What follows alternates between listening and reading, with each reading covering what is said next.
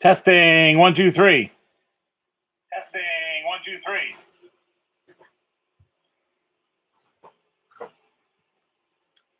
Boom.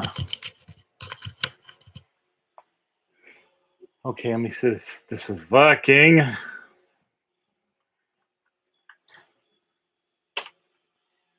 And it is. So we start with the Lord's Prayer. Our Father, who art in heaven, hallowed be thy name. Thy kingdom come, thy will be done, on earth as it is in heaven.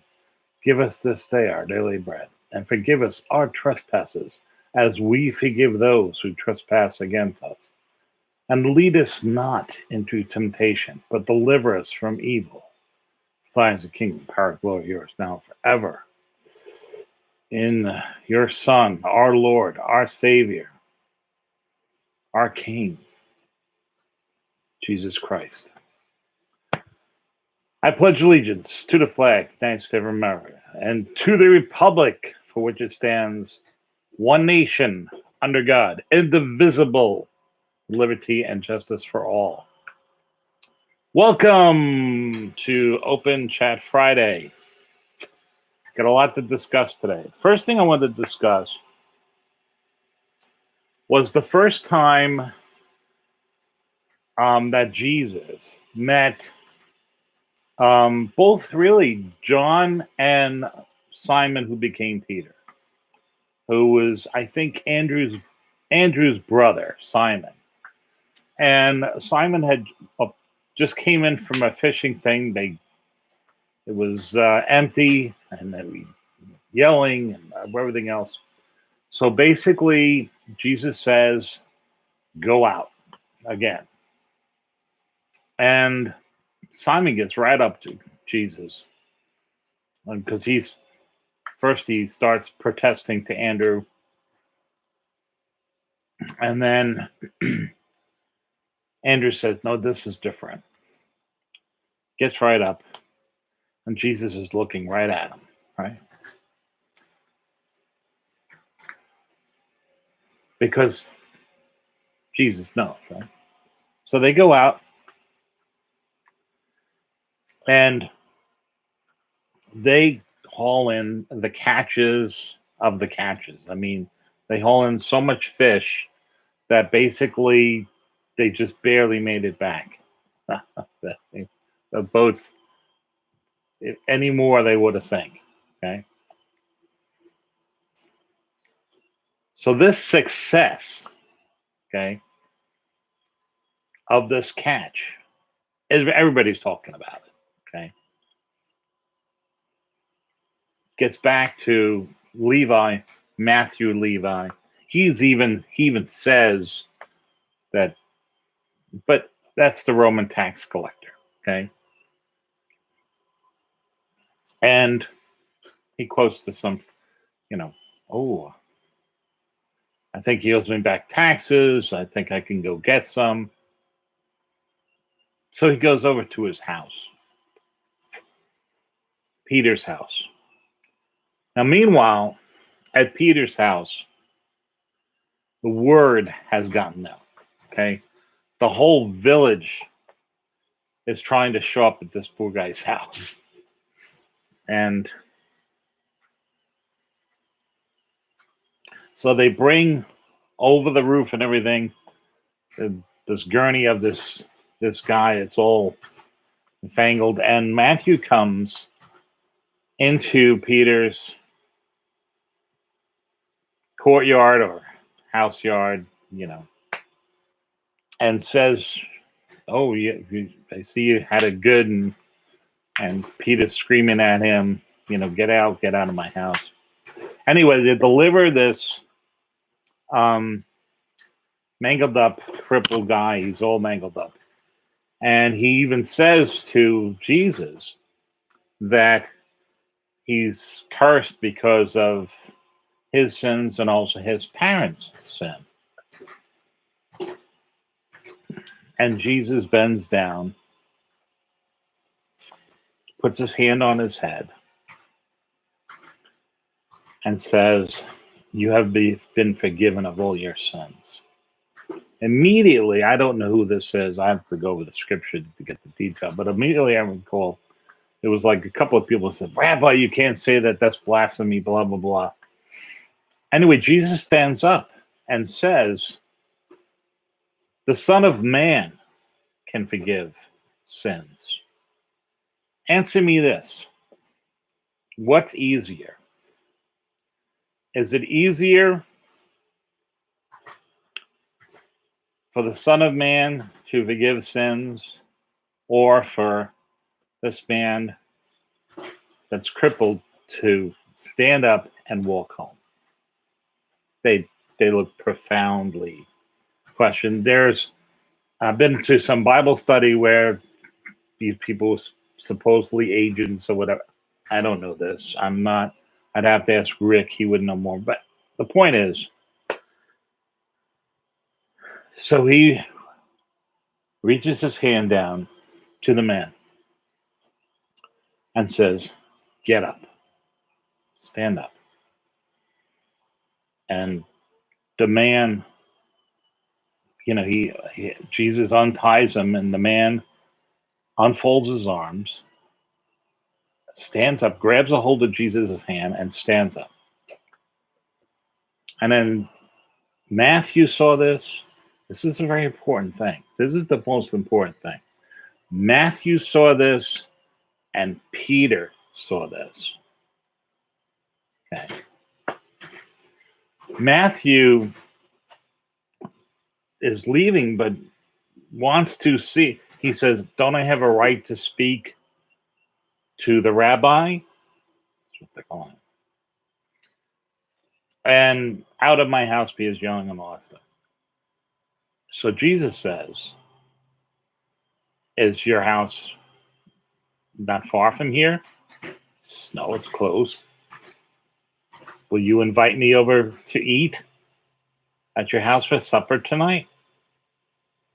Be my honor. Yes. And he goes off to prepare.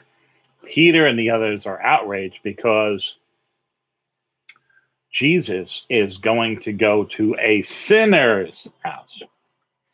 And Simon says to him, remember he hasn't named Peter yet. Simon says to him, you're going to this, it's going to defile you and everything else. And he says to him very carefully, he says, anybody who welcomes me into their home, meaning heart, I'm going to go. Anybody. Peter doesn't understand this. I mean, Simon doesn't really understand this. So Jesus goes to Matthew's house. And in Matthew's house, they're like all debaucheries and whatever. But Jesus, they make a way and they have him sit. And he says to, you want to eat first. And Jesus says, how about a story? And he waits long enough he knows that Simon Peter is just outside the residence, and he can hear him. And he tells the whole famous story of the prodigal son. Okay, if you guys want me to go through it, I'll go through it. You want me to go through it? Do I have a yes? You want me to go through the prodigal son if you don't know what that is? It's very important, okay? Because it has to do with what is really going on right now and what you really need to prepare for, okay? Very, very, probably one of the most important parables that Jesus has ever taught to us. I don't see any yeses, so I won't go in. You probably know what it is. At any point at that moment, both Matthew and Simon have realized that's what Jesus was talking about. And what that really is explaining to us is that Jesus came here as a gift from our Father in heaven to cleanse us of all of our sin debt, including our parents' sin debt. Our parents' sin debt.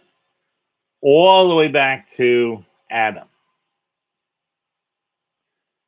All you have to do is believe. Ask Jesus to forgive your sins, take him into your heart, and you'll be born again to a new life. Very important. Okay? Because after you do that, like others on here, brothers and sisters on here, you will be without fear. That's not to mean that you will go into life without respect or fear of things as a respect. For example, I don't want to have a fire. Okay, if I'm on my boat, if you go on my boat, for example, fires on boats are like unbelievable. Oh, Max, you want it? You want a bone? Yeah, come on up here, Max. Max gets a boat for that. Patience. Are you patient? Are you patient? You're patient. Anyway, so on my boat, in my cockpit, underneath my seat in my cockpit, in front of my steering wheel, I can stand up and sit down. I have the first fire extinguisher. Just as you go into my main salon, there's a stairway.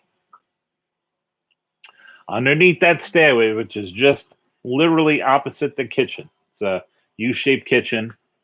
There's another one, another fire extinguisher.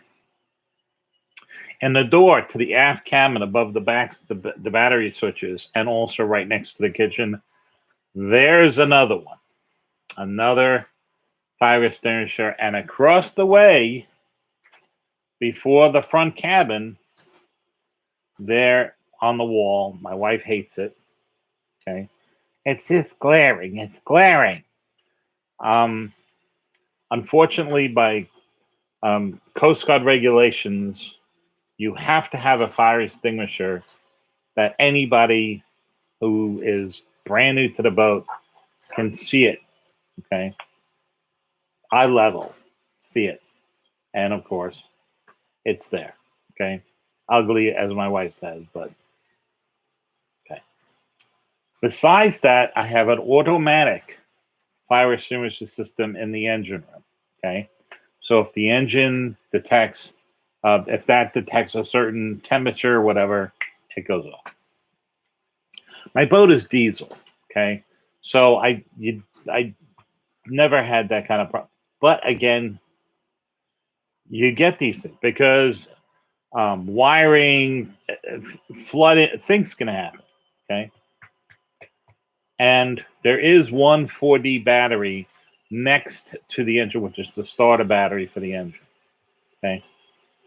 Point is, I didn't want to fire my boat. I have my young boys. I did this all before I even commissioned the first time. I had my young boys, my wife, and everything else. They were new to sailing, unlike myself. My wife was an avid boater, but she was a power boater, a gasoline power boater.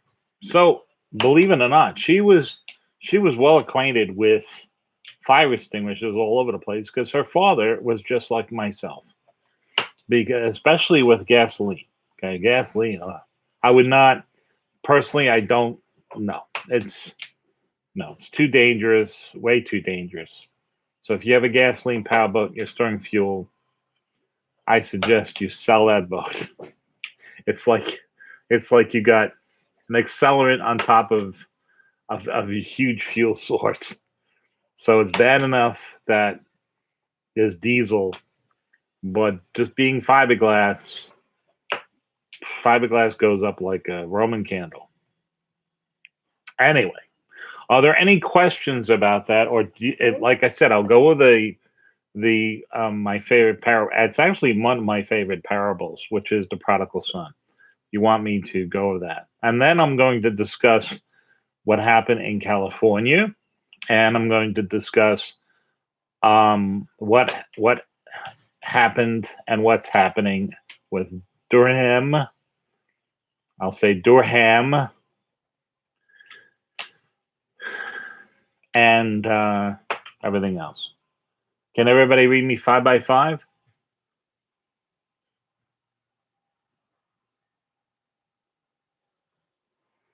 Anybody?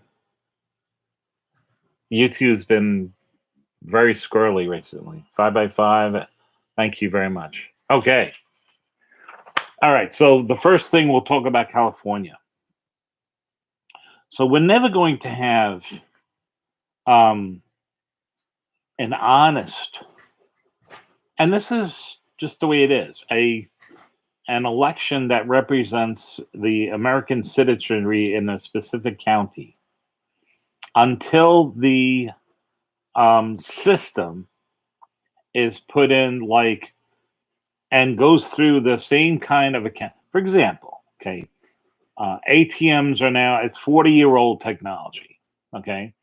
And in the evaluation of that technology, believe it or not, of those machines, they had to be two validations with two actuary firms, and they had to be forensically audited, okay? And they have to go for a certain trial.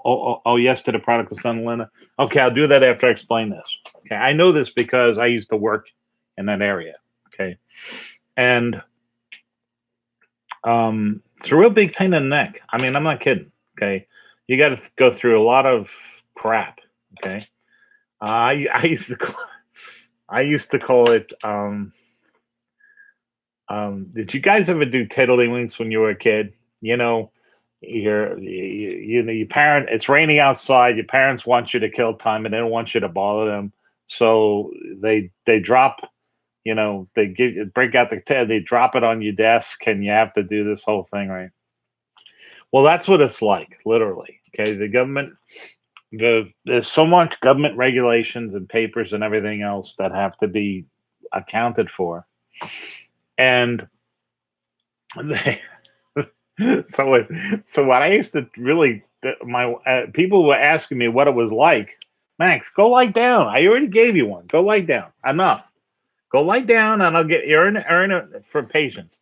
Anyway, so I used to explain it to people. I said, so they said, like, what do you? I was on this project, and they're like, what's it like? I said, well, it's like somebody drops tiddlywinks on your desk. You sort it all out. You get it all done, and they take it and they drop another can of tiddlywinks. It was it was it was very beyond tedious. It was like taking a razor blade to your skin, peeling just the dead excrement layer. Painful. Yeah. At any rate, so this technology has virtually been unchanged for 40 years. Believe it or not, the protocol that they use, the actual language that they use, where the terminals talk to each other and everything else, it's the same Tornbill technology they've been using for like ever. And that's what it really means. It means exactly that. It means Tornbill, which means it's like taking a piece of a bill. Okay, yeah, give you an example. It's like taking a bill, to pretend this is a bill, and tearing it. All right. Now only this piece and this piece will exactly fit each other to where you can see it comes from the same piece of paper. See that? Okay. That's what Tornbill means, but they do it digitally. But it's the same thing. So these terminals get torn, right, from the main servers so that people know, that this is the real deal, okay? When it tries to communicate to, oh, you're authorized, okay? The machine, okay? So, all right. So it's very, very secure, okay? It really is. It's really, really, really, really, and this Tornbill is 4,096 bits in length, okay? So, yeah. It's a tough thing, trust me. Now, Does that mean if I buy time on a $22 million quantum system that I can't sniff it and crack it? Sure. Okay. Oh, there's a problem. So I'm spending $22 million, and that's the amount of, this is how much it costs for that time on that system. $22 million to crack this, that really I'm only going to be able to get a couple $100,000 for it. So it's not exactly a very good investment, which means if you have that kind of money, you should be doing something else with it than trying to do that. Point is that it works. Okay, so the technology works, and there is literally nothing that has to be done, which means every single valid voter, okay, gets a card with their picture on it, okay, and they get to set the PIN code, just like going to the bank, okay. So what happens is that you go into the election booth, you fill out the screen, you stick your card in, you fill out the screen of what you want. You ask it to print a ballot, a form, and it's got all your stuff, but it has big sample on it. Okay, and you verify that it's correct. Oh yeah, this is person, this prop, and you verify that it's exactly the way you want it. Okay, you then agree. Okay, submit, and it prints the other one. You check it. Sure. Okay. Good. All right.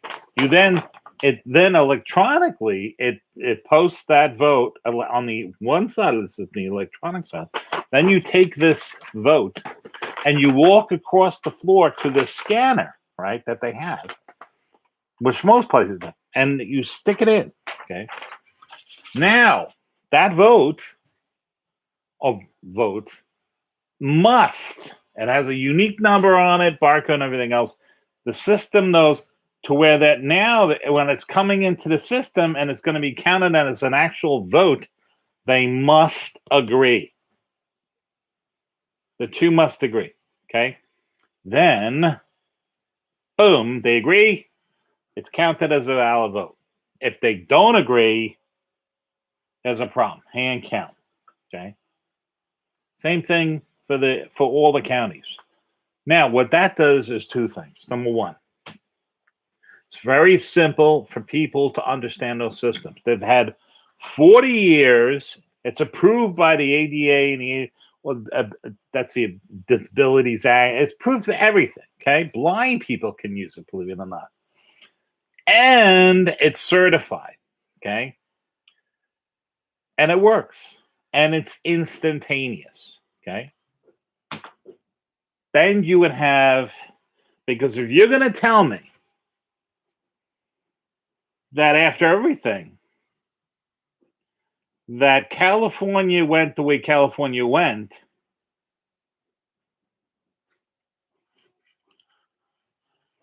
need I say more? So those Californians approve then of everything. They approve of all the parks being littered with homelessness. They approve of all the needles. They approve of all the drug activity. They approve of the average house price is $805,000.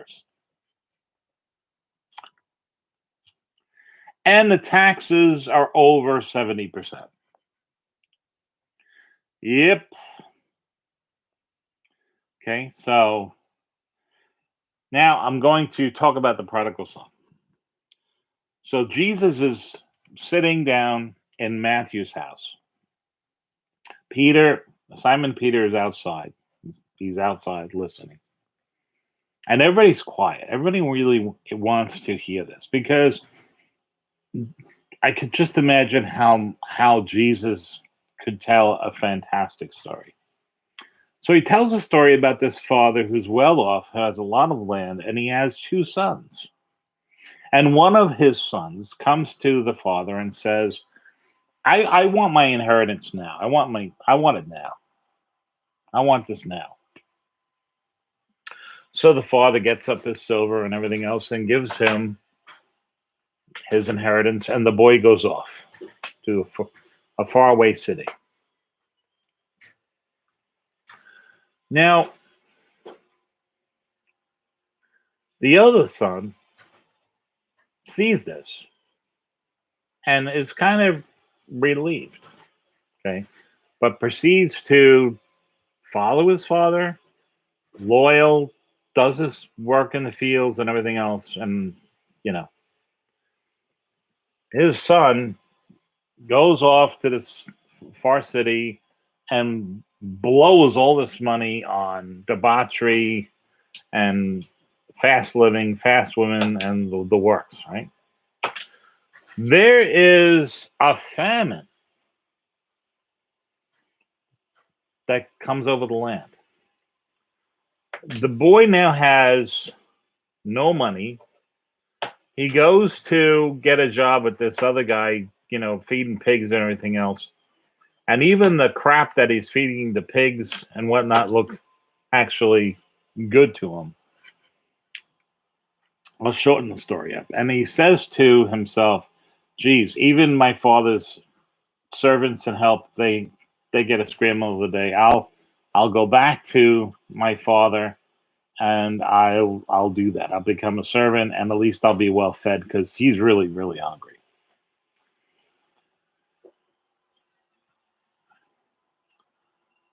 The father hears about this from one of the servants that his son is in the distance coming up and he can see him. Father, hearing of this, runs down to meet him, gives him a big hug, says, get the robe, get the slippers, kill the fatted calf, the whole bit. You know, he's overjoyed to see him. There's music and people laughing and cheering and stuff going on at the main house. The eldest son is out in the field and he hears this and that makes him angry. He comes back to the house and he sees this all going on and he gets really angry. He says, I've listened to you. I've done everything I wanted, everything you wanted me to do for all this time. And you'd even to have anything, to have my friends over for something, whatever. But yet my brother goes out, wastes all his money, does all kinds of crap, and then finally comes back and you do this. And the father says, please, it's right. You're always here. I know that. But your brother was lost. He was dead. Now he's found and he's alive again. And by saying this, Matthew realized that Jesus was talking about him. And also, Peter realized he was talking about as well himself. And he put the two men together, and they both were asked to follow him, and they did. I think also a little bit time before that, John was asked to follow him. So I know this, but you see, this wouldn't barber. You wouldn't have any of this. That's what I'm saying. What I'm saying is that in the 2022 elections, nothing is going to change. Nothing is going to. We essentially, as far as I'm concerned, lost the republic until it changes. Why do you think Biden is letting in literally 20 to 30 to 40,000, who knows, people a day? Why do you think he's shipping all these people without vaccines, without tests, all over the country to all kinds of swing states? Because he's preparing for that. Okay. So legitimately, you have to prepare now. This is unsustainable.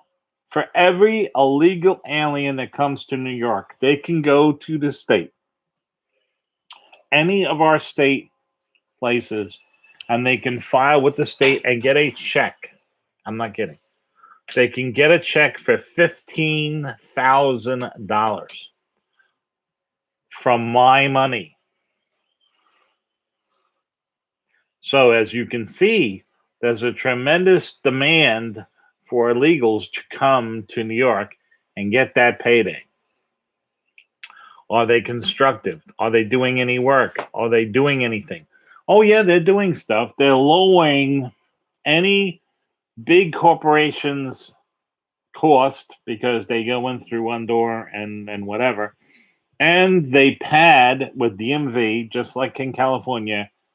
They if you get a driver's license, you get you're registered to vote. Yep. And that's what happened here. And that's been happening here for longest time.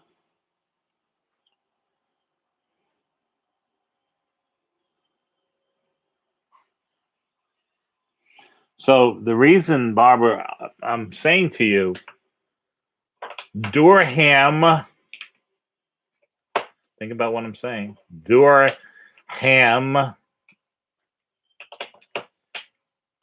he's already pled down to a deal. So all that money, all this investigation was put off to where that the statute of limitations runs this Saturday. Big nothing burger. Again. Okay. Am I disappointed? At this particular point in time, I expected it. Okay. I expected it. Oh, yes. I used to go through the 17 posts and everything else, and everybody was telling me, stick to the plan, and telling me he's on the job, he's separate, he's from Connecticut, things are going to happen, these people are going to jail, and blah, blah, blah, blah, blah, blah, blah. Guess what? Did not happen. They walked free with all kinds of things that they did. And if anything, what they used to do, they're doing it now exponentially. So what's happening now is that there has been as far as I can tell now, is that all the signs are there. Everything is there. Taiwan is ready to fall. The NATO allies are broken apart from what Biden has done. There's now a splinter in there. Nobody's got the guts for this. This is the kind of confusion that China exactly wanted, because when they take over Taiwan, they get the 5 nanometer technology, which is really what they want.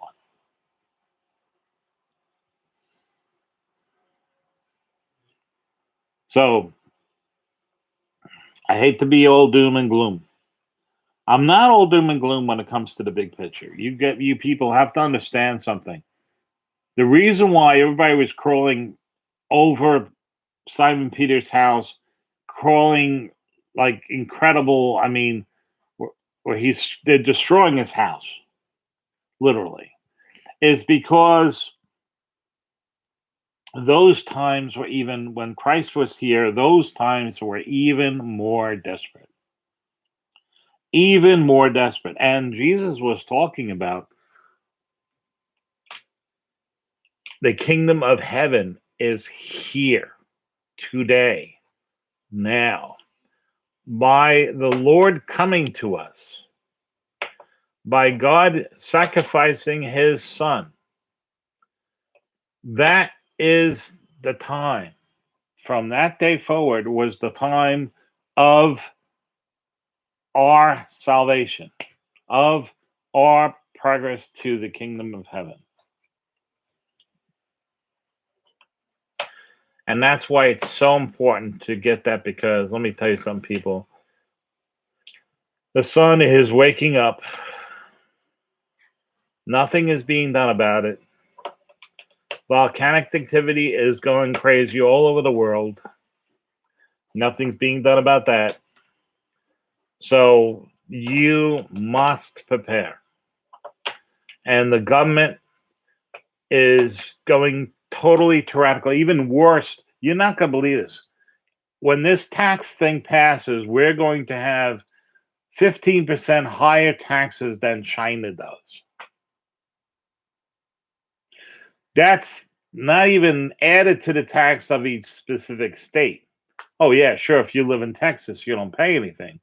But if you live in New York, yeah, it's almost 80%. My accountant was telling me it was like 80. It's added everything up. It's all the separate little things. You know, even the $3 phone fee you pay every month, and all these stupid charges on the power and everything else. All these things, it comes out to, for every dollar that I bring into the household, 80% of it says bye-bye.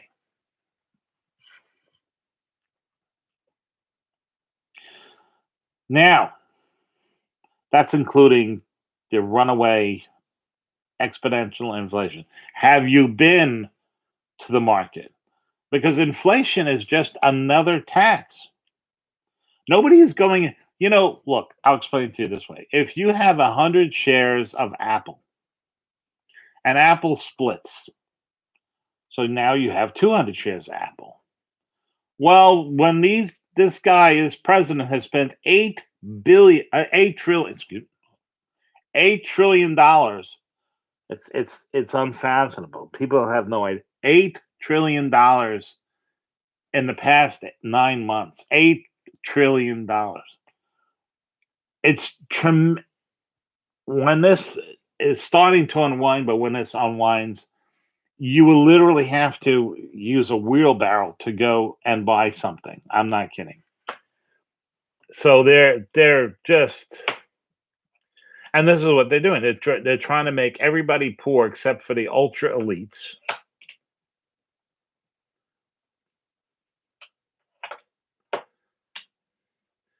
No, I understand this. God wins. Yes, God wins. Unfortunately, you're absolutely, Tammy, you're wrong. My son is in the military. I know what the REs are. Those 13 Americans, servicemen, and those over 300 hostages that are now there now, not to mention the 203 people who were injured and mangled, would disagree with your assessment, Tammy. They would strongly disagree with that.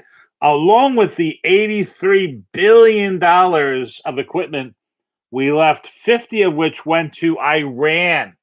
The last time I looked, Iran's an enemy. Last time I looked, but they have handheld SAM, surface to air missiles, handheld. Yeah. They're like $100,000 a piece, courtesy of you. Okay. Sorry. Don't believe that BS. I'll tell you what Trump's going to do. He's going to be a color commentator on a boxing match. That's really important, but especially with what's going on in the world right now. That's important. It's really important. Those hundreds of Americans over there who are having nightmare times, who are getting beat up, who are waiting for the door to be broken down, and the horror, and they can't go to sleep. No, sorry. It's not fake. It's all too real. I happen to know this for a fact. It's all too real. Okay.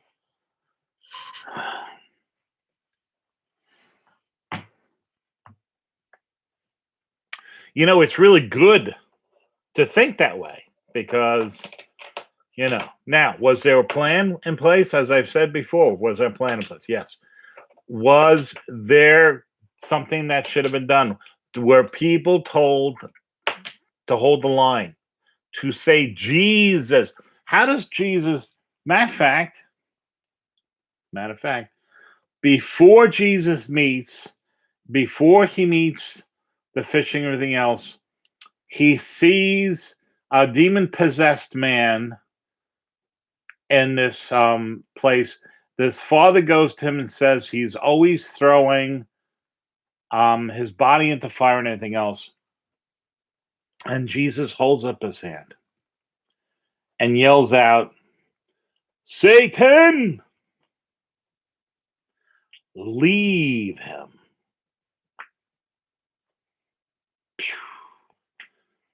And the guy is healed and recognizes his father. He hugs his father.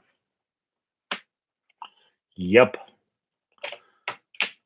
So Jesus tells us the only way we can fight the spirit world is to call on him to fight those battles. We cannot fight those battles. When you're dealing with entities that can't put their hand on a Bible, you don't just take your silk parachute and have a nice time, which is what they did.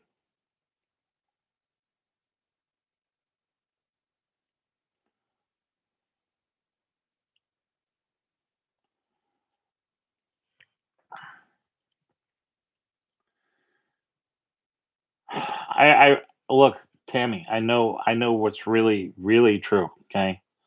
And through the Obama Biden years, there was a cleansing of anybody in the military on higher ranks to where that only people were put in there were Obama, Biden people. Okay. The reality is that if my son didn't get his shot, he was going to go to Leavenworth because he can't resign. Pilots cannot get out. There is such a tremendous shortage, they can't do it. So what they were going to do was basically, now, of course, he took the shot. That's not the point. Point is that if you don't go along with the establishment and what they're doing, the rumors are you'll be sent to the worst possible place on earth or Leavenworth.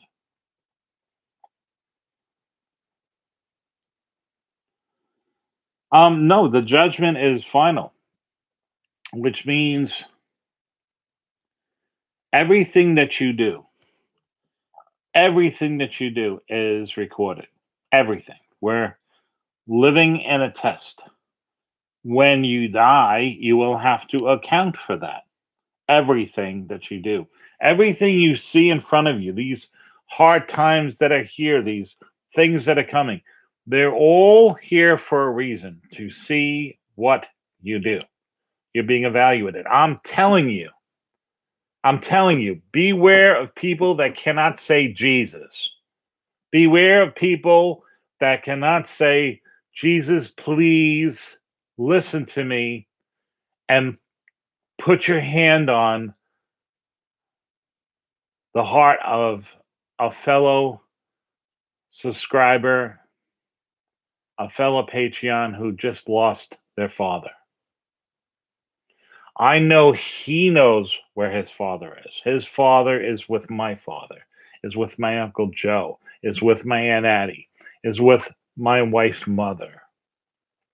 I even wrote him a letter. I told him specifically, I said, pretend that they just took off to Fiji. I like Fiji. I had never been there, but the pictures look nice. Anyway. And you'll join them soon. And that's the way you have to look at it. That's important. Are you sad? Are you morose? Are you going to miss them? Oh, yeah. I miss my father every single day. Especially, there were certain days that I really, really, really missed him. I missed my father on my wedding. I missed my father with my first son born, and he was literally named after my father. Dwayne's the third. I missed him on my second son's.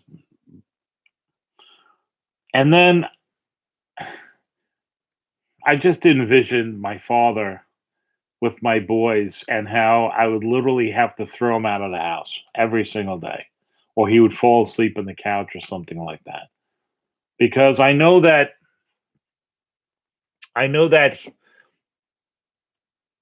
he just wouldn't be able to get enough. And then the graduations. James's first touchdown. I mean, all these things. But the big thing is, I remember when my son graduated the United States Naval Academy, and his friend and his grandfather there, and his grandfather was a World War II vet, a Marine. And what they did was, the academy, they assigned a youngster. A youngster is a person who's already gone through the Herndon Club and everything else. Anyway, they assigned every veteran a youngster. And this youngster, they had a special van for all these veterans. And this guy was on a wheelchair with an oxygen bottle, the whole bit. And this guy was getting around. I was seeing him at all these events, and he was getting around. They had a lane open for them. And, we all had to deal with this insane traffic in Annapolis and everything. Not him, boy. They were moving him around. He didn't want for nothing. And I remember after, the graduation and everything, and Matt and my son are there, and the standing, and the grandfather's in the chair, and he gave his grandson his first salute. And I took pictures of it, and it was very moving. And I said to this man, I said, and he said, "Oh, I wouldn't miss this for the world. I wouldn't miss this for the world." He says, "Now I can die. now I can die." I remember his again. No, Grandpa, please don't die. I got more stuff that's coming up. And he was there for the winging. I mean, gosh, he could have. He had to be. I do know he made it over 100, but then I think he succumbed. But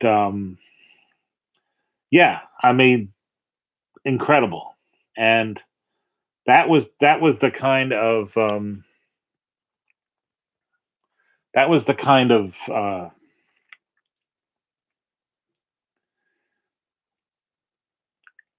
and I know what that's like. I mean, if I had to, I'd crawl to Fort Worth where my son is. If I didn't have any way to do it, and then he needed me, I that's what I would have to do. I'd have to walk, crawl, whatever. But I'm gonna die trying. That's the way you do it.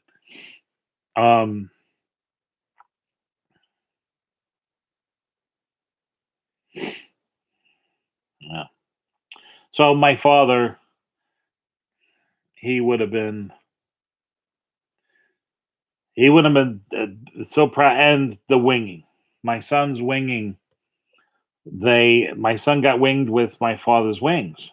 So they read the entire thing of my father, how he 90 Wonder, and he roomed at First Black. I mean, he was on cover of National Geographic and everything else. The whole history of these wings, including his name on the moon and everything. And they read this. It's on the record. And it was just so unbelievable. So, it was awesome. And now, because my son is a test pilot school graduate, and again, he graduated top of his class, they have wings on a plaque and everything else for all time, which is, I can't say enough how my son has honored his grandfather, um, and as a hero, as far as I'm concerned. All those people are heroes because they're going to have to pay for the sins of Biden, the sins of all these other people. Unfortunately, I hope, I pray every single day that the armor of God covers him. And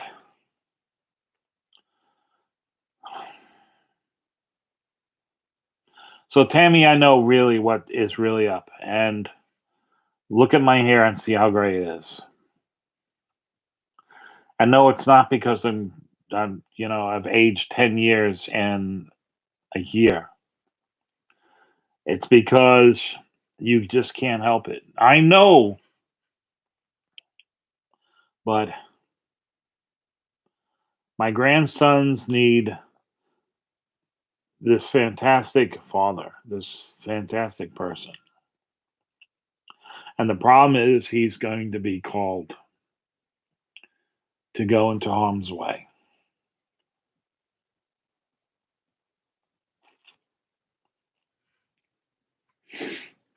Thank God my other guy is not there.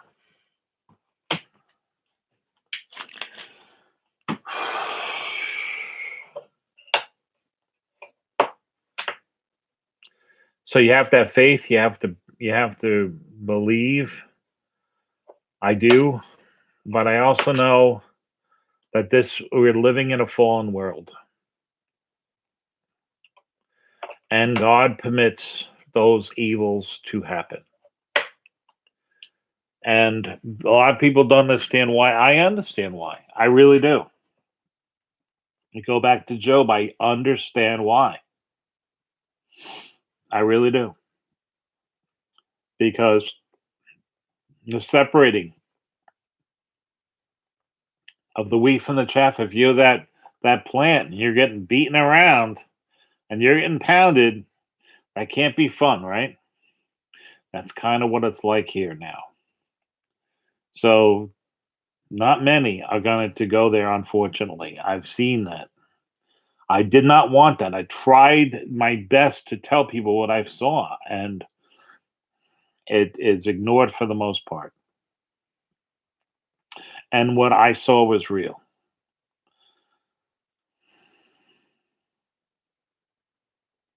And I remember, like yesterday, there was only 39 people. I counted them, 39 on that light beam tunnel, whatever the heck you want to call it, sparkly thing that we were going up. But below us, oh my gosh, as far as you could see, people and creatures and things falling into this abyss. It was screaming horror. Oh, and he let me see that. I know that if I made it all the way up, I wouldn't remember that. But he sent me back to tell you, and he told me that.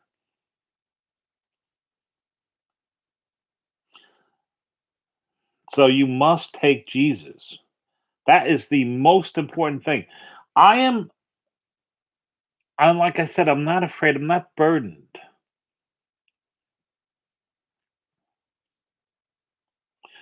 I as you can't stand the waste. I can't stand the waste when I know that it didn't have to be this way. I know that we could have been a type 1 civilization. I know that there are things that are here, and God gave us the tools to stop them. He gives the tools, he gives the intellect, he gave us the ability to stop our extinction and others. But through the folly, and it's a choice. It's a folly. It's a follyful choice. But you've seen it. And these people are falling and they're succumbing to the sin and they're succumbing to all kinds of stuff and they just don't care.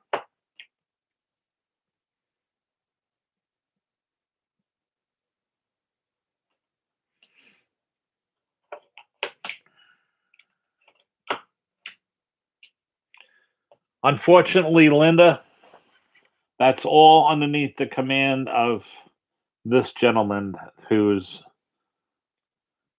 I don't know who's controlling him, who the strings are. But I will tell you this. I know a lot of officers, a lot. They're not 05 and better. I only know 105, and I only know one, but the other guy's retired, so only 105 that's active. They will not execute an unlawful order because they do know that ultimately they have to meet their maker. That is unfortunate that not, I would say, not the upper echelon and most of the no. Case in point, that drone that was attacked, it turned out not to be a person with a bomb or anything like that. It was a family, and they were harmless, and it was just to change the story and the narrative, and somebody did that. And this gentleman that we see, who's asking for mandatory things, who's speaking at one side of his mouth saying, you're a citizen, you have to pay more taxes, you have to mandatorily get a vaccine if you want to eat, you have to do all these kind of things. But if you're an illegal, you get money, you get to live, you get high in the hog, you get free medical care, and you don't have to do anything, and we'll move you any way you want, as long as you vote for us.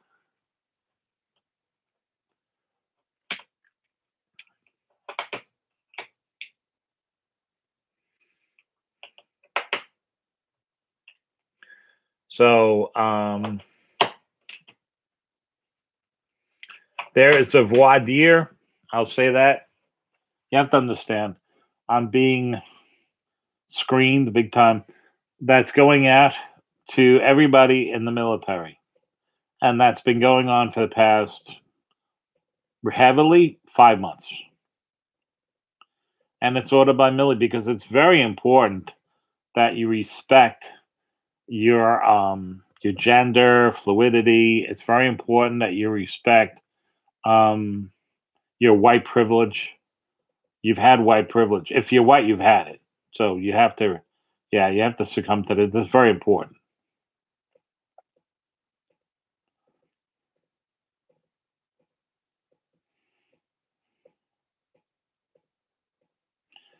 Page 45, we've already, as far as I'm concerned, if you know the truth, then you know that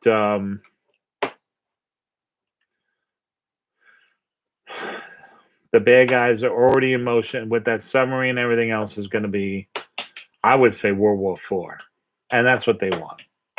And sooner or later, you'll see Tel Aviv or some Jewish city vaporized. Some nuclear event will happen there, unfortunately. I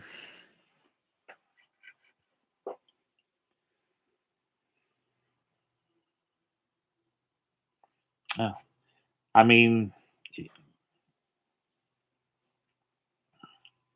and the truth is Jesus. That's what's setting you free. That definitely sets you free, but that's not going to set you free from seeing the evil that's going to happen. Remember, the Antichrist is here now. We don't know who he is, but he has to come out and do things before you read this book. He does a whole bunch of stuff, and people follow him before this second coming. Because right here, Satan bound 1,000 years. Then I saw an angel come down from heaven, having the key to the bottomless pit and a great chain in his hand. He laid hold of the dragon, that serpent of old, who is the devil and Satan, and bound him for 1,000 years, and cast him into the bottomless pit, and shut him up, and set a seal upon him, so that he should deceive nations no more. Okay, Who else do you think he takes with him with all that stuff? The demons and everything else, including the Antichrist, his son. And exactly right. Satan knows his time is short, and he's trying to get as many followers as he can.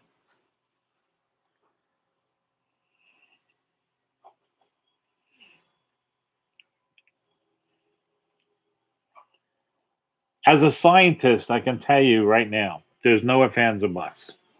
We're living in a simulation. As a scientist right now, I can tell you, no ifs, ands, or buts. That simulation is run by God. What's that simulation for? No ifs, ands, or buts. It's a test. It's to test you and me. Do we think that this simulation that we are in is real? Of course. That's the whole idea. That's the whole idea. To see what you will do. Have we made mistakes? Have we sinned? Have we done bad things? Sure. That's why Jesus came here. That's why he died. That's why he rose again. He did all these things so to pay our full sin debt. And all you have to do is believe in Jesus, take him into your heart as the Son of our Lord Father in heaven, and know that he is the only way to heaven, our Father in heaven. The only way. Exactly. It's not a drill. It's not fake. They didn't set up sets.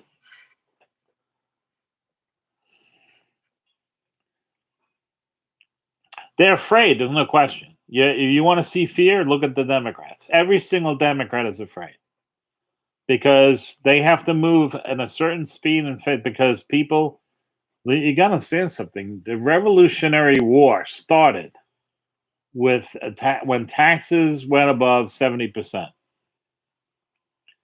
Biden's proposing basically it's going to work out to literally every man and woman on the United States is going to end up paying really about 75%, 76%.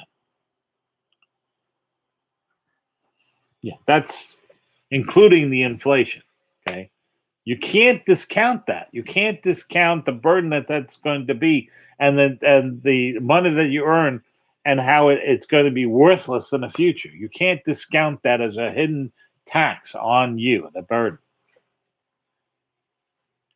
So, because people only going to take so much. But then when all of a sudden, and that's why throughout the country right now, Patriot 45 back me up on this. Throughout the country, I have friends. They have sent me photos. I can't put them up here. They have sent me all kinds of stuff and small videos of Utah November. Think about it.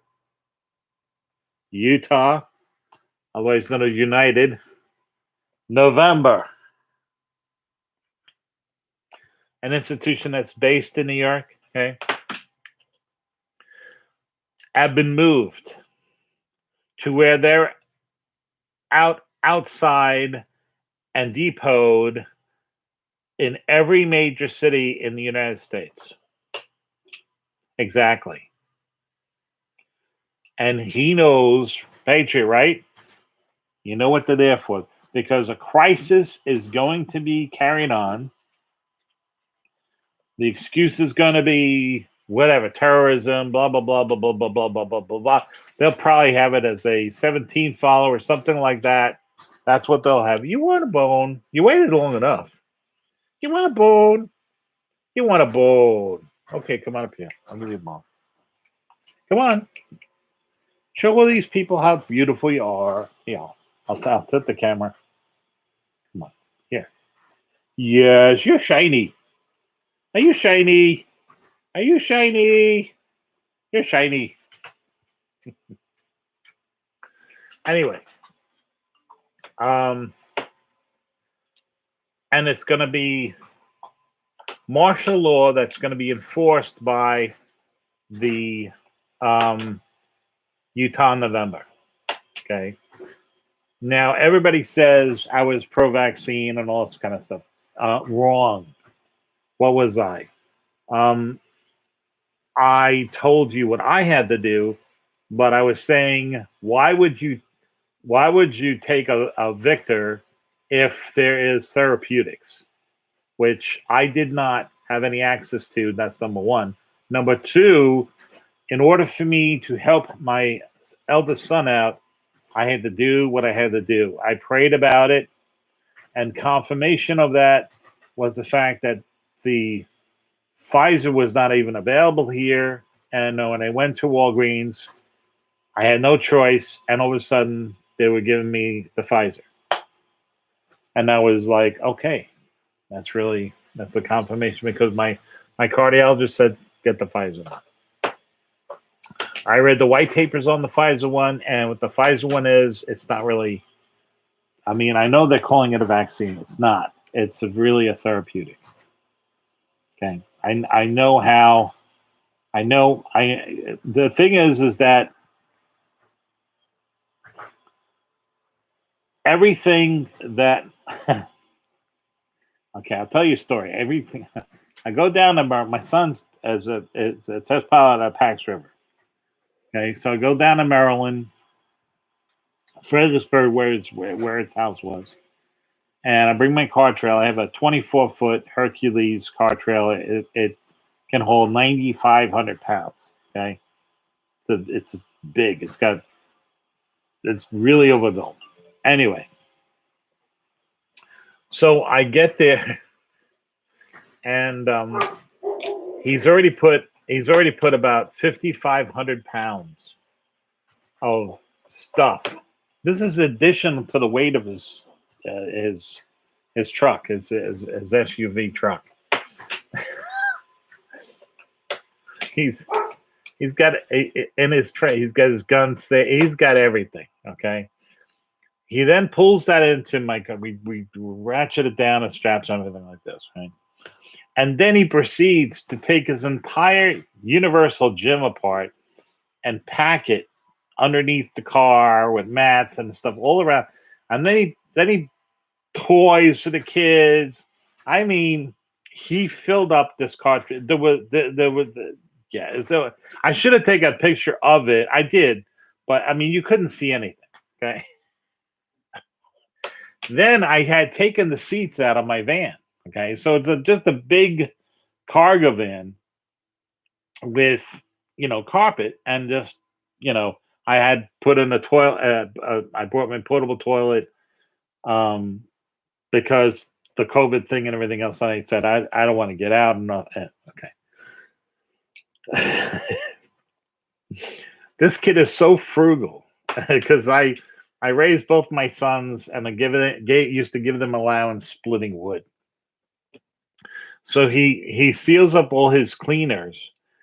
He seals them up. He wraps them with Saran wrap, and he puts them all in these boxes. And he's taking open cleaners and putting them into my van, as well as a tree that my wife and I ended up calling Harry, and because we had to keep watering it, and just all this crap. Okay, to where that my van is fully packed with all this stuff. And then, boom, my wife and I watched our grandsons to the closing, and we take off about 12:30 from Maryland. And I wanted to leave that morning. I mean, we packed up the trailer the day before. I wanted to leave really early that morning, because I knew it was going to be 12 and a half hours to Jacksonville. I was going to drive it straight, which it was. It was about 12 and a half hours to Jacksonville. I had already picked an oceanfront Marriott hotel, and the parking thing, where I was going to park, everything. I picked it all out ahead of time. So,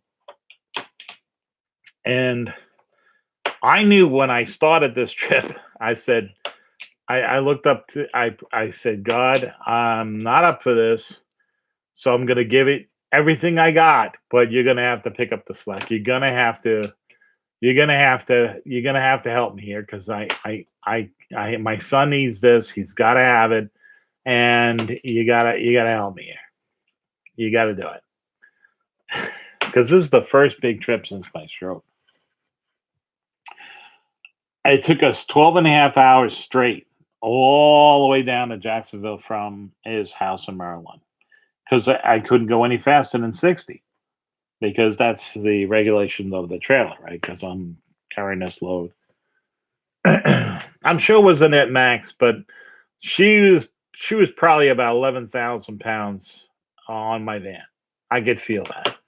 My van takes up to 12.5 towing. Okay. And it's really not a problem for the motor versus the weak spot in the 2002, the 7.3 is the training.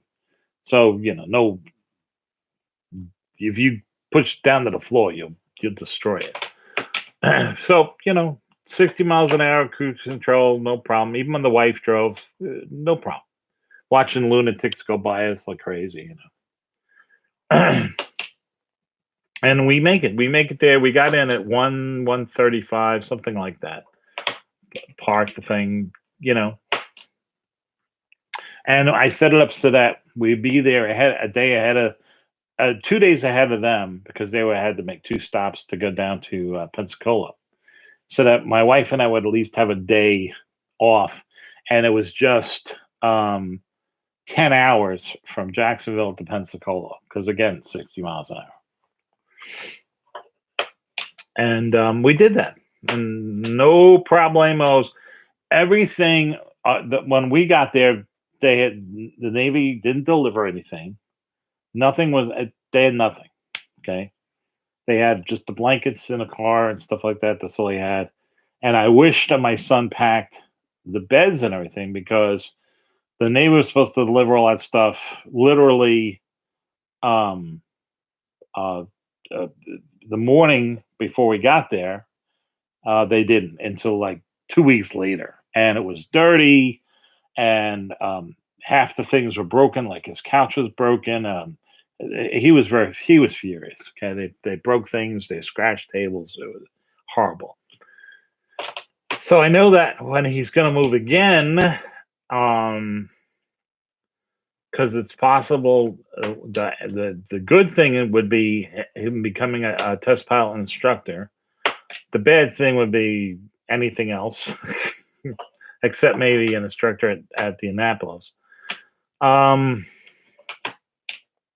But I do know that next time he's even going to pack more, because of everything that happened, right? So he's already having make measurements to where that I think that in my van he's going to pack all the beds he's got he's gonna put them into the van, and then he's gonna, of course, the car and then all the other stuff, and yeah, it's gonna be a full load. So, but I mean, but the thing is, did God help me do that? And I'm telling you, He really did. He I had never done anything like that. I had backed my trail up like you just wouldn't believe the stuff I was doing. It was like the me of old. It was like the me of 16 years ago. And I was just doing things that I did 16 years ago, but I was doing it when I moved my son down there in the heart of the COVID thing.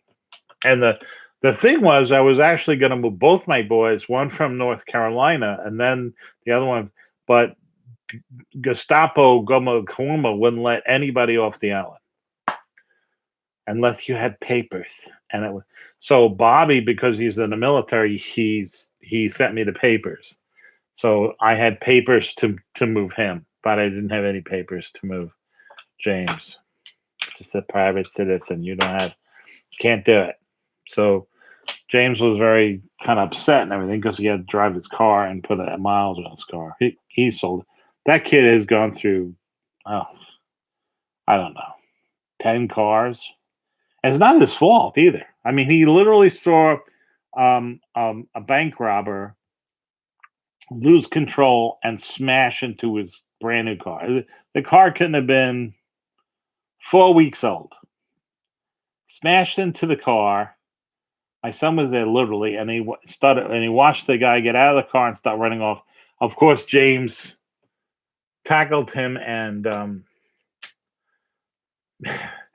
made him understand not to get up and basically hand him over to the police.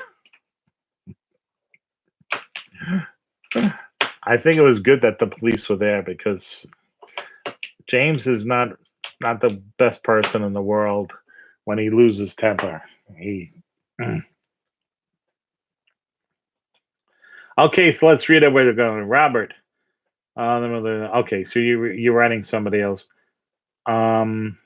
Page 45, you're writing to this person, or you're writing to me?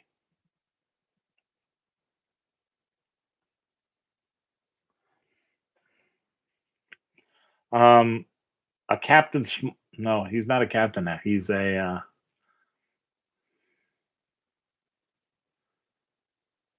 major. He's a major in the Marines, and I think he's just out of. I think he's the Kilo Charlie Mike that you're talking about. I happen to know an officer that's there who graduated with my son at Annapolis.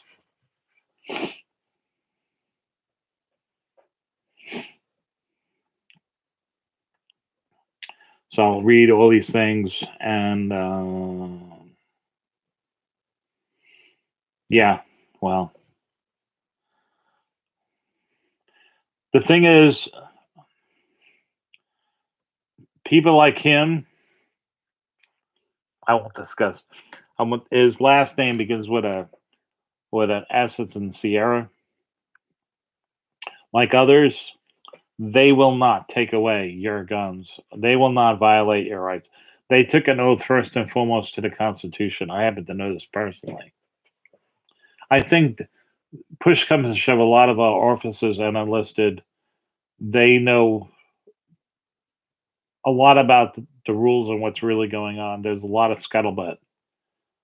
So I think the main enforcement is going to have to come from foreign entities, and that's what will be invoked to take away our rights. So I think when push comes to shove, you'll see those brothers and sisters on our side. That's my opinion. I can't state that as fact. I just know. I know a few young. No, he's 31, so young to me. Anyway, news about me. So I have joined a gym, New York Sports Health Club, pool, and I also have a physical therapist. I also no, they don't have a German accent. I checked to see if there was a Nazi affiliation card. There was not. And I also got new shots in my knees. The first a set of 2 more to go. The Rooster Comb gel. It's amazing. They are not. They're no longer grinding.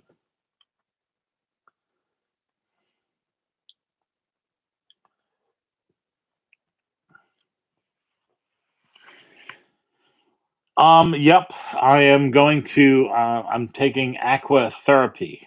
So obviously I know how to swim, but this is more about the core.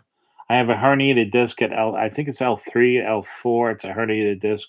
So I'm going to be taking physical therapy before they do something more. So going to try to strengthen the muscles around that and to alleviate it with in a weightless kind of thing. And also in my physical therapy, they have a what's known as called 0G table. So you lie on this table, they put specific weights on it, and then the table becomes heavier depending on the weight that they put on it. It's called a 0G table. So it's supposed to be good. And I'm looking forward to that. Max is, of course, he's part of that whole thing because he's certified. So he's going to be with me. because he's been specially trained to get me up if I have I call it a wink. So since my stroke, April 10th, 2015, where I was fully paralyzed on my right side, I still get winks from now and then. The wink is not numbness or anything like that. You guys don't seem to understand it. The wink is extremely acute pain. So much pain that the muscles on that side, they just go all jello. And I fall. And the last time I fell really, again, hurt my wrist a lot. Lucky it was on dirt. I think I would have broke it again if it was on pavement. And again, if it wasn't for Max, I would still be out at the dog park on the ground. So Max came and gets underneath me. It's something to see him do this. My wife will film it when it happens because you wouldn't. I think I'll put it out as a welcome video of my thing because it's pretty neat to see him do it. He gets underneath me at all 334 pounds. He scurries me up, and then I push up off of him and get up, literally pushing on him on the shoulders. Sometimes with both hands, I really push hard on him. He is a really, really strong dog. Amazing. Yeah. So when I was up on the mountain, he was helping me do that as well in Vermont. Lee's old chains, by the way. Okay. Rosa Martinez says yes. What are you saying yes to? Oh, Ross. What are you saying yes to? Oh no, it's ROSA. I am not reading my challenge. I call it my challenge glasses because the problem with those stupid glasses, when you put them on, oh yeah, fine, I could read everything here, but then yeah, I can't see anything for the rest of the day. Like I have really, really great vision.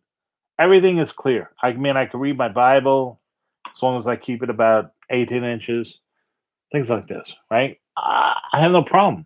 But when I put those stupid glasses on, I can't see anything in the distance. Linda says no people have been cured with stem cell and platelets, but use their own cells and platelets for knees and yeah, my knees. I saw the latest MRIs, and wow, the last injection, which I had 3 years ago, did miraculous things. I mean, I felt different literally hours later. I felt like I was a 26-year-old person. It's amazing. My knees weren't grinding anymore. Amazing. The good thing is that they went to draw fluid. There was no fluid in either knee. Yeah, and this doctor really knows his stuff, big time. Um, great, great doctor. Um, Fantastic, and I can't say enough about him. So, yep, and my knees don't hurt anymore, which is really incredible. I mean, that's a big part of my pain was I'm working on painful knees. So, but now they don't hurt, which is great. I mean, yeah, they're sore the next day, and then we'll sore today from the shot, but not no, that's not that that ice pick pain. So, and my ankles are good. My ankle, I'll tell you that if you want to get something for your knees, and it's covered by Medicare, get that stupid. I they have a name for it. It's the Rusticome, gelatin that's in there. It's fantastic, absolutely fantastic. It is. You can't be allergic to eggs, obviously, but it's really great, really, really great. I mean, it's amazing. It's a whole set of 3 injections. Okay, so totally recommend that. I had it's the second time I've had it.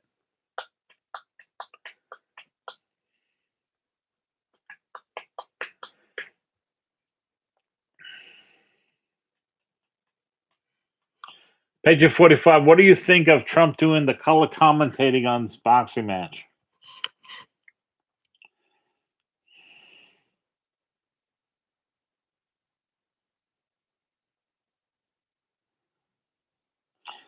Yes, Linda, there are, if you know them. It helps to have installed a lot of their computer systems.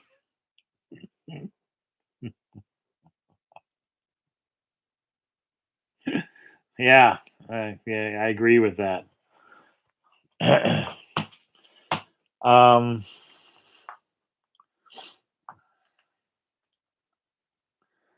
it's just like that's.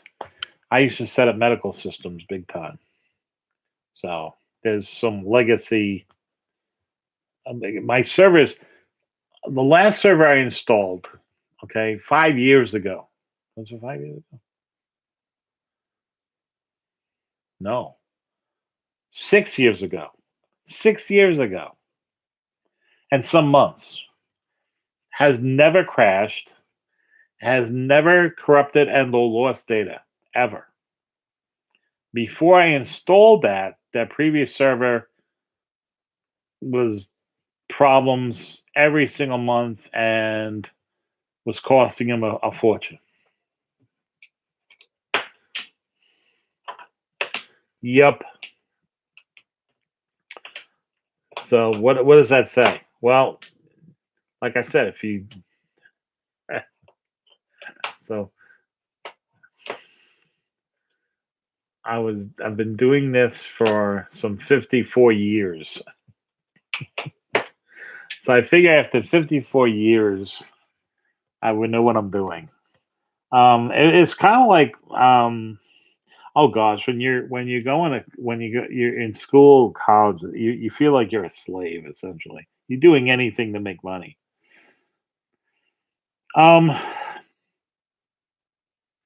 so I was pretty good at arc welding and stuff like that in school, high school, things like that.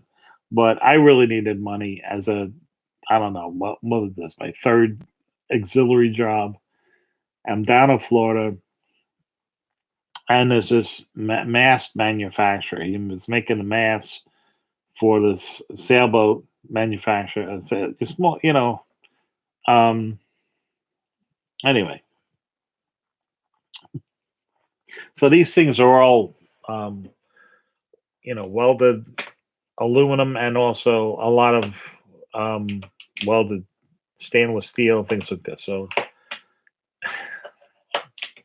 of course, I signed a sheet and tell him that, oh, I know how to do this and everything.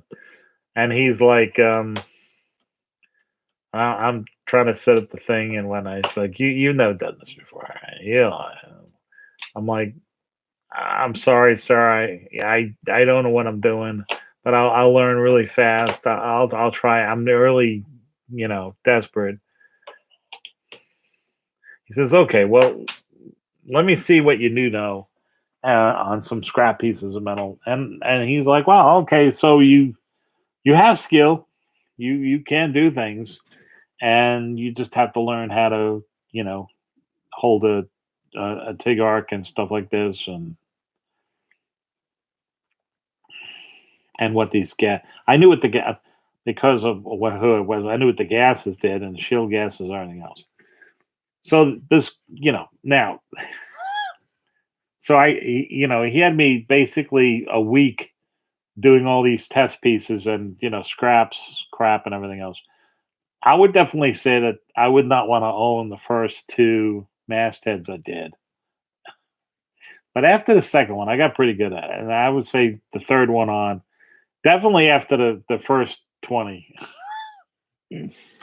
But you get good after repetition. To which that when I came back and I was up here, my friend had a gas station, but he used to own an RC racing dragster, and he was building a new one, and he he knew of my welding skills, so he he had me go there and make up this whole tube frame and everything like that. Anytime he would always call me. He's like, "Ah, yeah." I would try to show him and stuff, but all the little tricks. So, do I own welding equipment here now? Yes. I own actually three welders. I own a 16-pound inverted DC stick welder that can take 110 and 220 and goes up to 240 amps. I own an all-purpose one, which is MIG, TIG, and even stick, which again is 220, also 110. That one's heavy. That's about 50 pounds. That's in my garage. And then I have another one that's just 110. It's a flux gas Hobart welder that goes up to 160. And that is really, it's a MIG welder, but I have it set up gasless with just flux core wire in it. So yes. Do I have some 1718 rods and stuff, portable kit in my van? Yes. I didn't install it yet, but I actually got a 5,000 watt inverter, a sine wave inverter actually. So it would actually run a DC inverter type welder. I have that in my van as well. I haven't hooked it up yet, but I haven't installed it yet, I should say. I've been trying to figure out planning the installation on that, and I really where I want to put it. It's very far from the batteries, so I have to calculate out how much new battery cable and how thick the battery cable, because 12 volts. 12 volt is when you start to pull like 200 amps, is it gets hot. So you're talking about some really thick cables, and they become expensive but also unpliable. Okay, and so I have to think this out. So I haven't figured it out all the way yet.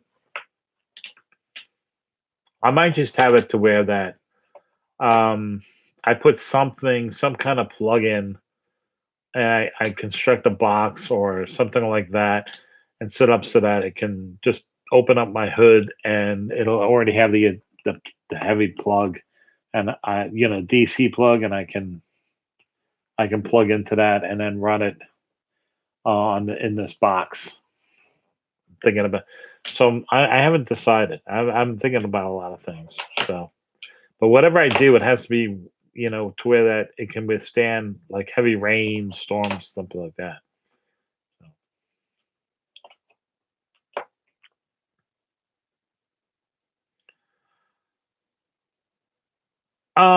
No, God runs this whole joint.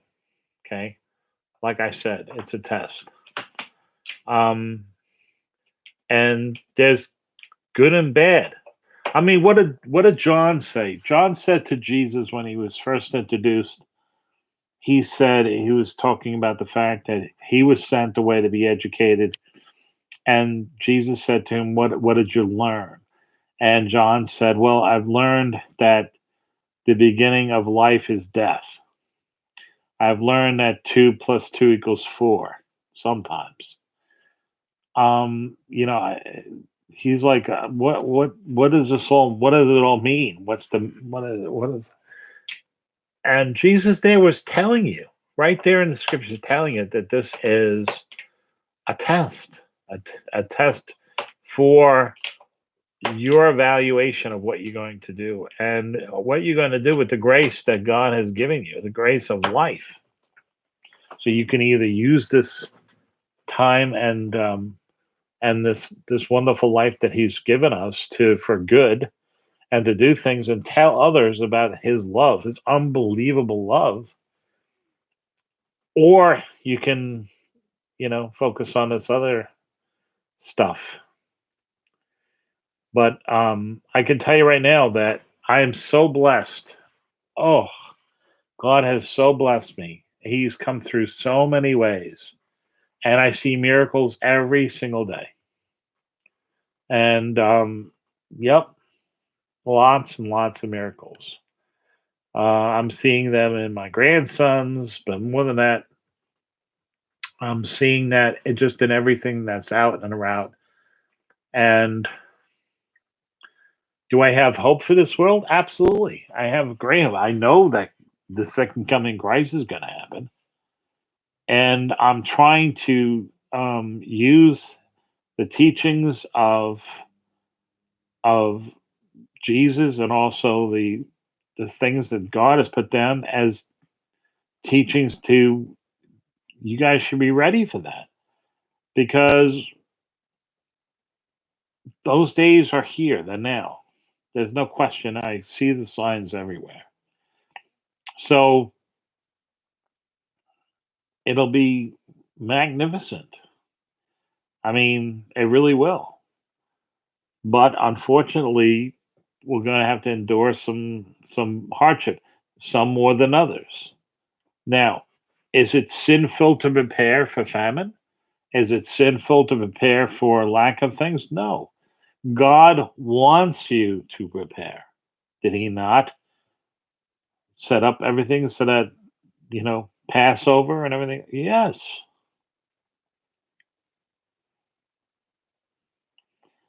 That's to prevent grace girl. What about the fence being put up back up around the Capitol building? Again, that's to protect them from us, right? If you look at any tyrannical regimes throughout the world and dictators throughout the world, what do they do to their capital? What do they do to all the things?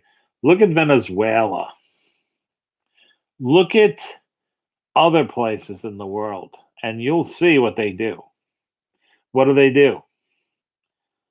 They have to protect themselves because the people are subjugated, the people are oppressed. Political dissenters, people who do not agree, they go by the way of like the Russia elections, right? How about the Chinese elections? Do they have any elections? Answer no, they don't have elections. What happened in Hong Kong is exactly what's going to happen in Taiwan.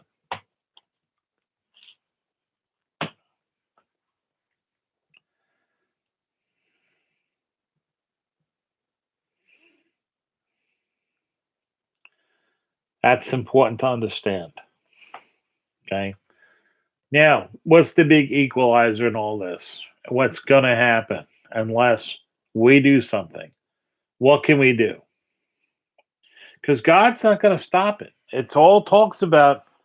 It talks about it right here. Okay. Talks about it right here. Fourth bowl. Okay. Right. This would be 16:8. Right. So we're not going to do anything. We're not going to set up all these satellites and everything else and actually work together and constructively stop CMEs or analyze a bunch of satellites and analyze what's going to near Earth orbit or literally work together and harvest these super volcanoes starting with Yellowstone to stop them from ever blowing up again. If you're not going to do this, which I see no signs of us doing this, okay, those things are going to happen. Now, is Yellowstone going to go off tomorrow? I don't think so. But it's definitely going to go off 15, 25. Who knows? Could go off tomorrow. It's not impossible for it to do that. But I'm just saying. Is the magnetic pole of the Earth going to flip? Yes, it's already started. It started in 1859. That's going to happen. Is that going to be a good day? No. Could we stop it? I don't know if technology wise, but I know if we all work together, stopped all this BS, could we figure out a way to do it? Yeah, sure. Sure. Can we stop the CMEs? Yes. Can we stop near Earth objects from hitting the Earth? Yes. Can we set up a moon base on the moon? Sure. Can we set up a base on Mars? Sure. The moon would be more constructive because there's like, I don't know, 2.2 metric million tons of helium 3 on the moon that needs to be harvested for the only fusion reactor we have, which is next to MIT, runs on helium 3. Okay, so immediately that technology that can be set up at only like 700 pounds of helium 3 would run the entire planet for a year. Okay. And to let you know how much weight that is, that's the amount of weight that just one Apollo mission brought back from the moon. Okay. And you got to know we'd be able to get more. But we don't have to do that immediately because we have lifter technology, but Biden shut that all down. But it was perfected. Lifter, yeah, I'll write it down. I did a special on this too. LFTR. Lifter. Look it up. We have that. Works. Okay. It's like ridiculously cheap and clean and really great. And it's again God speaking to us because it's physical, which means it becomes hotter when there's more demand on the system, and it becomes cooler when there's less demand on the system. It's self-regulating. It's amazing. So, yeah, definitely a good stepping stone to get that.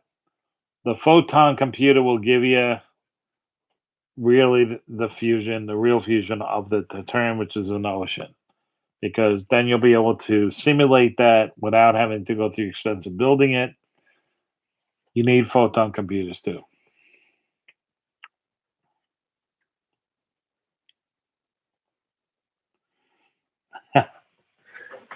Grace girl.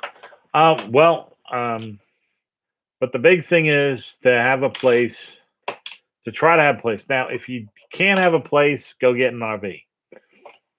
Okay. If you can't have a place that's going to be a safe place, get an RV, learn how to use it. They're cheap. You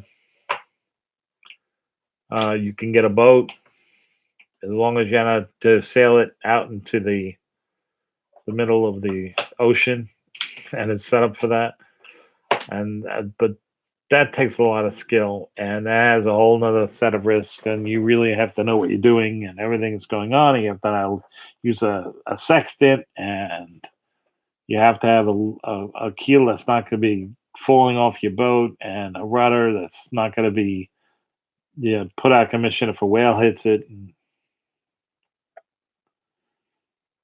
I'm on every day at 1, every Friday at 1 Eastern Standard Time. When they give me a socket. Some people have been asking me, "Oh, Bob, why don't you go more?" They're not paying. I have lost all my monetization. They will not monetize this. I can't even make a fundraiser. I can't do anything. So please, please join my Patreon page. Please join my Odyssey page where I have videos telling you the truth about everything and things that I can't mention here. I can mention the Lord here for now.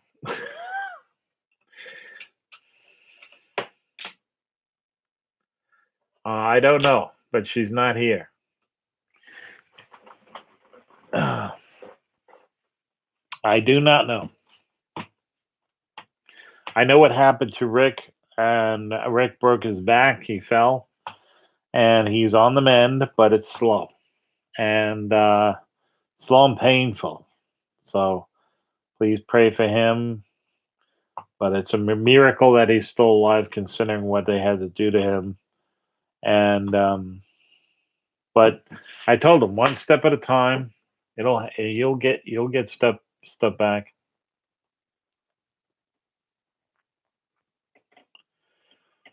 Well, then you're closer to her than I am, because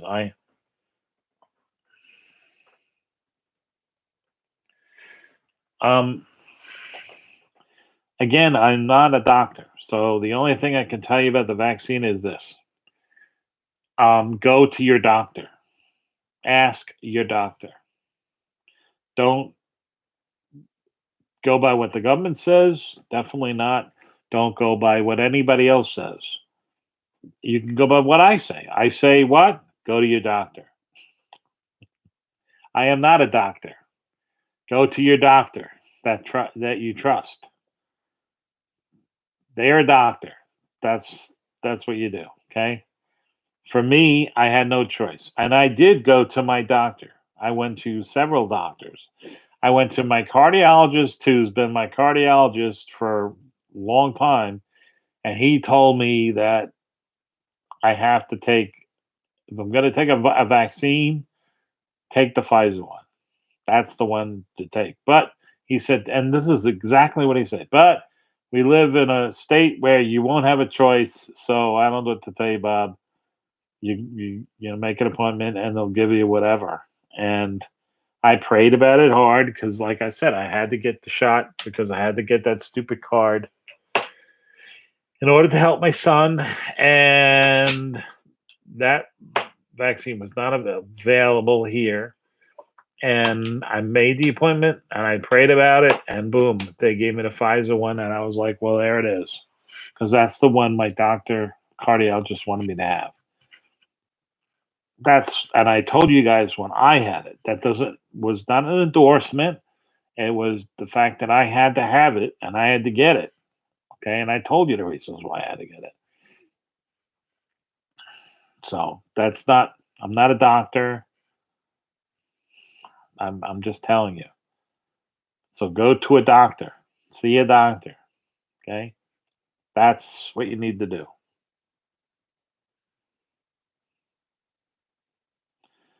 Um, Actually, no. My blood pressure has been the lowest that it's been in about 9 months. So we're talking 135 over 72. I tested this morning. Pulse 53. So yeah. So it's good. But you see, I'm in lack of pain. And I told you people, I don't have a blood pressure problem. I have a pain problem. And because I'm in less pain, my blood pressure is now down.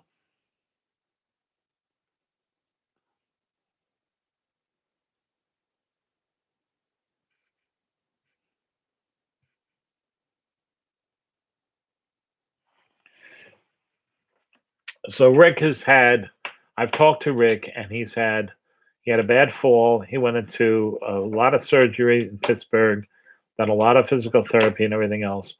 And the doctors couldn't believe that that he's not paralyzed by his belly button, that he's actually up and walking. Yes, with a walker and everything else. But I told him that he's going to be even better than that. He has to work each day, and he has to, you know, tap into that. And his recovery will be an example for others, just as my recovery is an example. Okay. I mean, if you saw what I was like, oh, April 17th, April 17th, 2015, they didn't think I was going to last a week. And I woke up blind. I was totally blind because the warfarin that they were giving me for the blood clots had caused bleeding, hemorrhaging in both of my eyes. So I was blind. My eyes had both filled up with fluid, blood, and I was blind in both eyes. No offensive buts. I'm not going to tell you I wasn't afraid because I'd be lying. I was afraid, and that was the first day. Up until then, I was praying for my son because he had lost a fellow aviator who went through the academy and went through flight training with him and everything else. And it was because really Obama killed him. Obama killed him because he had a CME that went bad because it was taken from a scrap plane instead of a brand new one being installed because of the sequester. And the kid ended up hitting the water at over 900 knots.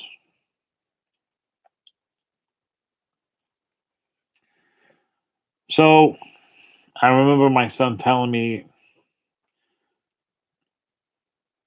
and they were looking for him for 3 days, my son included.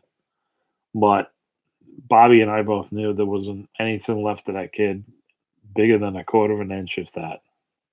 Because the water over 150 knots becomes really over 125, 130 becomes just like a concrete wall. So anyway, that's what happened to me when I had my stroke. I was praying for my son in the CAT scan tube when I died. And I was praying every single time I would wake up, I was praying for him again. So Wednesday, I woke up and I couldn't see anything. I was blind. And once they told me that my retina was filled, my eyes were filled up with blood and my retina was covered, that was the same way my father went blind. And I said, please, God, don't do this to me. I can't deal with it. I know you said about rope and everything. I can't. So he told me what to do. I did it. And the next day, next 2 days, they were going to operate on laser, do my eyes. They had a specialist come in, and all the blood that was in my eyes was gone. That was my third miracle. So believe me, if you want to see documented miracles, I'm the documented miracle person. God definitely will do miracles in your life. You just have to ask and ask with sincerity, and he might put some stipulations that you really, really, really, really, really don't want to do, like I didn't want to do. But I did them. As a matter of fact, Rick and I were laughing the other day because he told me how much weight that he lost. I said, well, you broke your back and you had all the stuff into you. That's a pretty tough way to lose that kind of weight. I told him I was looking at my thing because I lost 150 pounds between 2013 and 2015. And yes, it was horrible. It was a lot of work, but it was nothing like what he went through. But he lost it in a fraction of that time.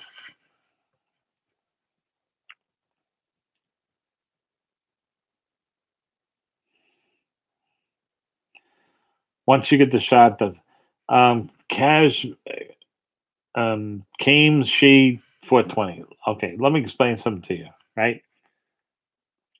I prayed really, really hard, as I said.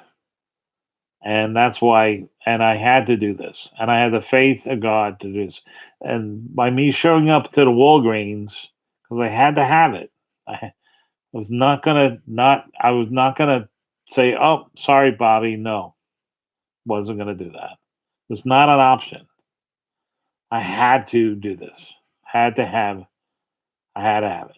So the one I had to have, they actually had. That was the sign to me that it was, and I read the papers on it. So again, I'm not a doctor, okay, but I did read the papers. So it's really, as far as I'm concerned, it's not really a vaccine. It's really a therapeutic. But that's, again, I'm not a doctor. I'm not recommending it. I'm just saying that my cardiologist recommended that type of shot to me. That's what he recommended. But again, I'm living in New York where there are no therapeutics. You can't get on a lot of this other stuff. Instead, they put you on a ventilator and you die. That's what they want. I mean, just between the day that Cuomo resigned to this new governor, they added 12,700 bodies that somehow all of a sudden overnight shut up. So, by the way, these people died of COVID. Yeah. Okay. Anyway, I don't know about you people, but there's nothing that I won't do for my sons. Okay. That's my gig. I held them both in my arms when they were born. And that's the switch that goes off. So, you know, it's not a second. Linda, I don't agree. It's not a second. I loved the fact. I loved I can't tell you the hug I got from my son, the hug I got from my daughter-in-law. We weren't even talking about my grandsons, but the hug that I got from my son and him saying, "Thanks, Dad." Can't even put a price tag on that. Can't do it. Can't do it. There is no price tag on that. Anyway, with that thought, with the love of God and the sacrifice of his son, take Jesus into your heart. You'll be born again. You'll see what I'm saying. You'll be walking in life without fear. Anyway, have a fantastic weekend. Belated Yom Kippur to those of the Jewish faith. Remember, Jesus was Jewish. Okay, so, yep. Anyway, God bless. Have a great weekend.